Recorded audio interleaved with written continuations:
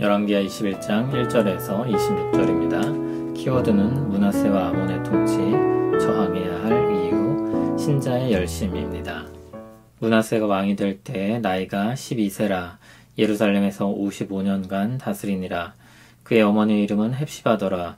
므낫세가 여호와 보시기에 악을 행하여 여호와께서 이스라엘 자손 앞에서 쫓아내신 이방 사람의 가증한 일을 따라서 그의 아버지 히스기야가 헐어버린 산당들을 다시 세우며 이스라엘의 왕 아합의 행위를 따라 바알을 위하여 제단을 쌓으며 아세라 목상을 만들며 하늘의 1월 성신을 경배하여 섬기며 여호와께서 전에 이르시기를 내가 내 이름을 예루살렘에 두리라 하신 여호와의 성전에 제단들을 쌓고 또 여호와의 성전 두 마당에 하늘의 1월 성신을 위하여 제단들을 쌓고 또 자기 아들을 불 가운데로 지나게 하며 점치며 사수를 행하며 신접한 자와 박수를 신임하여 여호와께서 보시기에 악을 많이 행하여 그 진노를 일으켰으며 또 자기가 만든 아로색인 아세라 목상을 성전에 세웠더라. 옛적에 여호와께서 이 성전에 대하여 다윗과 그의 아들 솔로몬에게 이르시기를 내가 이스라엘의 모든 지파 중에서 택한 이 성전과 예루살렘에 내 이름을 영원히 둘지라.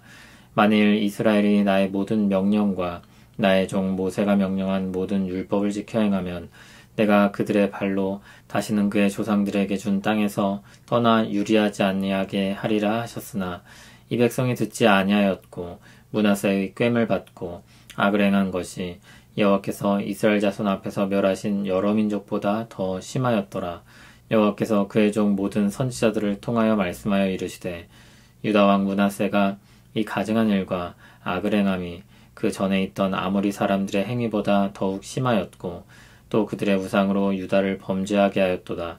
그러므로 이스라엘의 하나님 여호와가 말하노니 내가 이제 예루살렘과 유다의 재앙을 내리리니 듣는 자마다 두 귀가 울리리라. 내가 사마리아를 잰 줄과 아합의 집을 다림 보았던 추를 예루살렘에 베풀고 또 사람이 그릇을 씻어 엎음같이 예루살렘을 씻어버릴지라.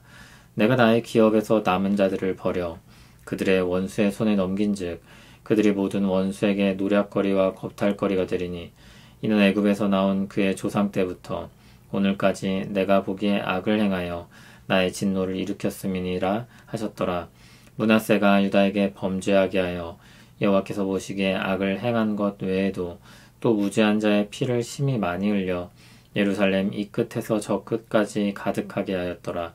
므낫세의 남은 사적과 그가 행한 모든 일과 범한 죄는 유다왕 역대 지략에 기록되지 아니하였느냐.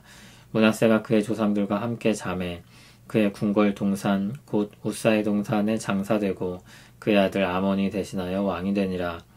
아몬이 왕이 될 때 나이가 22세라 예루살렘에서 2년간 다스리니라.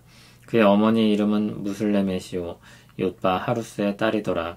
아몬이 그의 아버지 므낫세의 행함같이 여호와 보시기에 악을 행하되 그의 아버지가 행한 모든 길로 행하여 그의 아버지가 섬기던 우상을 섬겨 그것들에게 경배하고 그의 조상들의 하나님 여호와를 버리고 그 길로 행하지 아니하더니 그의 신복들이 그에게 반역하여 왕을 궁중에서 죽이매 그 국민이 아몬 왕을 반역한 사람들을 다 죽이고 그의 아들 요시야를 대신하게 하여 왕을 삼았더라. 아몬이 행한 바 남은 사적은 유다왕 역대 지략에 기록되지 아니하였느냐. 아몬이 우사의 동산 자기 묘실에 장사되고 그의 아들 요시야가 대신하여 왕이 되니라. 아멘. 므낫세가 12세의 왕이 되어 55년을 다스렸습니다. 역대 유다 왕들 중에 가장 긴 기간입니다. 그러나 안타까운 것은 그가 여호와 보시기에 악한 왕이었다는 것입니다. 악한 왕에 의해 가장 오랜 통치를 받은 것입니다. 그는 아버지 히스기야 왕의 통치를 역행했습니다. 그는 히스기야를 따르지 않았고 이방 사람의 가증한 일을 따랐습니다. 히스기야가 헐어버린 산당들을 다시 세웠습니다. 북이스라엘 왕 아합의 행위를 따랐습니다. 바알의 제단을 쌓고 아세라 목상을 만들고 하늘의 1월 성신을 경배하고 섬겼습니다. 므낫세는 남유다에서 처음으로 바알 제단을 세웠고 남유다에서 유일하게 아세라 목상을 만들었습니다. 북이스라엘에서 바알 제단을 쌓고 아세라상을 만든 최초의 왕은 이세벨과 결혼했던 아합이었습니다.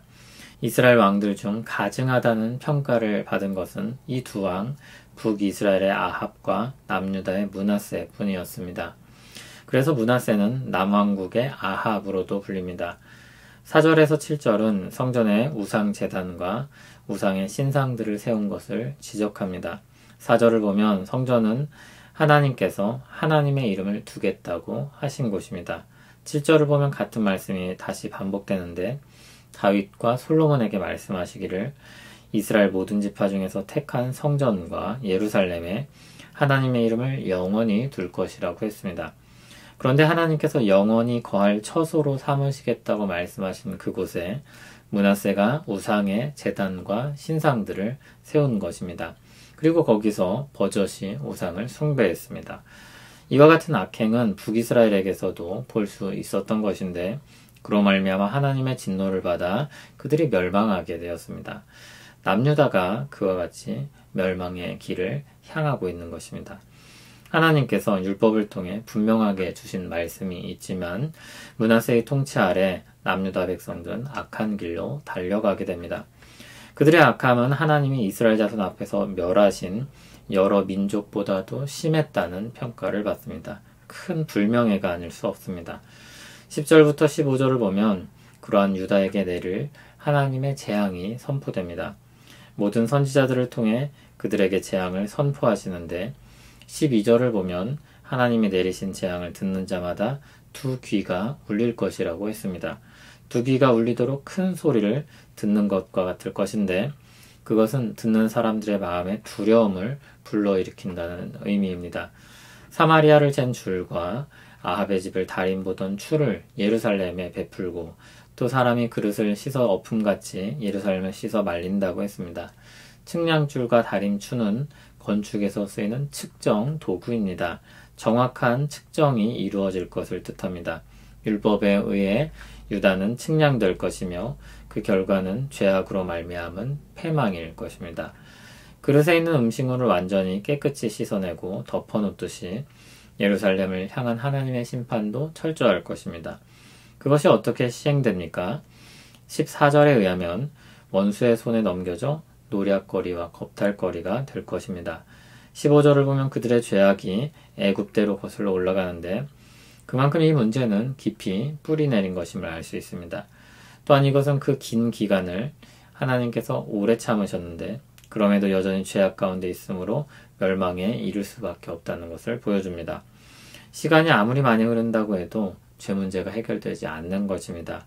하나님의 은혜의 역사가 반드시 필요한 것입니다.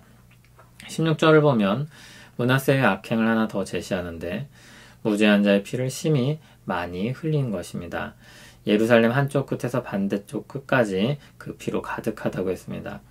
므낫세가 무죄한 자의 피를 흘린 일은 아합이 나봇의 피를 흘린 것을 떠올리게 합니다. 아니 므낫세가 아합보다 더 심했다고 할 수 있습니다. 참고로 열왕기서는 몰락해가는 유다의 역사를 이야기하려는 흐름 때문에 므낫세의 회개를 기록하진 않았지만 역대하 33장 11절에서 17절을 보면 그가 바벨론으로 끌려가게 된 후 하나님 앞에서 회개하고 돌이켰다는 것을 볼 수 있습니다. 너무 늦었다는 생각이 들 수도 있는데 역대하 33장 19절을 보면 하나님은 그런 므낫세도 받아주셨습니다. 하나님의 넓고 깊은 마음은 사람으로는 헤아리기가 참 어려운 것 같습니다. 므낫세가 죽고 그 아들 아몬이 왕이 되었습니다. 아몬은 그 아버지의 그 아들입니다. 그 역시 악한 왕이었습니다. 아몬이 아버지 므낫세를 닮았지만 므낫세가 아버지 히스기야와 달랐다는 것도 잊지 마시기 바랍니다. 또한 열왕기의 맥락에선 소개되지 않았지만 그 악한 므낫세도 회개를 하고 하나님은 그런 므낫세를 받아주신다는 것을 보았습니다. 그러므로 우리는 언제나 환경이나 자기 실력이나 그 어떤 것이든 그로 말미암아 낭망하지 말고 주 안에서 희망을 얻기를 소원합니다. 하나님의 은혜가 언제나 그 무엇보다 크다는 것을 새기며 주님을 바라보고 견디고 일어나고 달리길 바랍니다. 주 안에서는 모든 것이 희망으로 변할 수 있습니다. 주님은 불모지에서도 생명을 틔우실 수 있는 창조주이십니다. 이제 좀 더 열왕기서의 맥락에 초점을 맞춰서 교훈을 새겨보려고 합니다. 므낫세는 마지막에 회개했지만 열왕기서는 그의 돌이킴을 주목하여 다루지 않습니다. 그것은 성경의 모순됨을 보여주거나 충돌됨을 드러내는 것이 아닙니다. 그렇게 금방 탄론하거나 부딪히는 것을 보여줄 만큼 성경은 누더기같이 조합된 책이 아닙니다. 사람들이 한 책만 지나치게 강조하다가 편협하게 보고 균형을 잃는 일들이 많습니다. 성경은 그런 작은 세계로부터 나와서 세상을 보는 넓은 시야를 제시합니다. 하나님의 넓은 시야를 우리에게 제공해 주는 것입니다. 다각도로 볼 수 있는 알력으로 세상을 견지하며 균형과 조화를 잃지 않게 하는 것입니다. 그러면서도 하나님이 주시고자 하는 분명한 메시지를 듣게 하십니다. 열왕기서를 통해 므낫세에 대한 역사를 볼 때 우리는 무엇을 새길 필요가 있습니까? 죄의 파괴력입니다. 그리고 그것은 우리가 죄에 대해 저항해야 할 이유를 보여줍니다. 므낫세가 저지른 죄악의 역사는 유다를 망가뜨리고 멸망으로 가는 큰 변곡점을 만들었습니다. 그는 북이스라엘을 멸망으로 이끈 여로보암과 아합과 같은 존재였습니다. 한번 역사의 흐름이 꺾이면 마치 강줄기가 변하는 것처럼 되돌리기가 쉽지 않은 것입니다. 죄로 말미암아 익숙해지고 문화화된 잔재들은 오랫동안 남아서 사람들을 오염시키고 악취를 풍깁니다. 열왕기서는 므낫세가 했던 업적들을 모두 없던 일처럼 여기고 그의 죄악된 행태만을 강력하게 비난하며 나열하고 있습니다. 거룩한 열망을 가지고 사는 신자들에게 죄악의 영향을 받거나 물드는 일은 아무것도 아닌 일이 아닙니다. 어차피 용서받고 구원받을 일로 치부해서는 안 됩니다. 애통하는 마음으로 그리스도의 십자가를 붙잡고 회개해야 합니다. 죄악에 물들지 않도록 힘써야 합니다. 데살로니가전서 5장 21절 22절은 범사에 헤아려 좋은 것을 취하고 악은 어떤 모양이라도 버리라고 했습니다.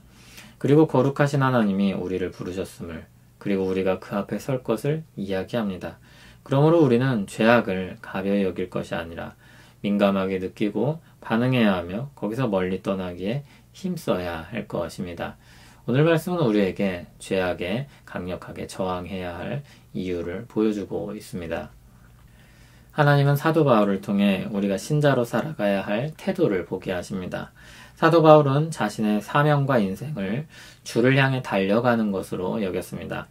적당히 근근히 사는 것이 아니라 치열하고 열정적으로 사는 것입니다. 그에겐 이 정도면 충분하다는 아니란 생각은 없었을 것입니다. 어떻게 하면 더 그리스도를 닮을까? 어떻게 하면 더 주를 향해 살 수 있을까? 어떻게 하면 더 주와 더불어 살도록 사람들을 섬길 수 있을까? 그렇게 열정적으로 불타올랐었습니다. 그에겐 헌신이 삶의 방향성이었습니다. 우리는 그를 보면서 특별한 영웅의 삶으로 치부하고 그 사람에게만 주어진 일로 여기지 말아야 할 것입니다. 그러면서 거기서 교묘하게 자신을 빼내고 헌신하지 않아도 될 것처럼 살려고 하지 말아야 합니다. 주님이 우리를 위해 모든 것을 다 주셨습니다. 자신의 죽음으로 우리에게 생명을 주셨습니다. 우리에게 주신 그 사랑을 말씀하시며 우리에게 사랑을 요구하십니다.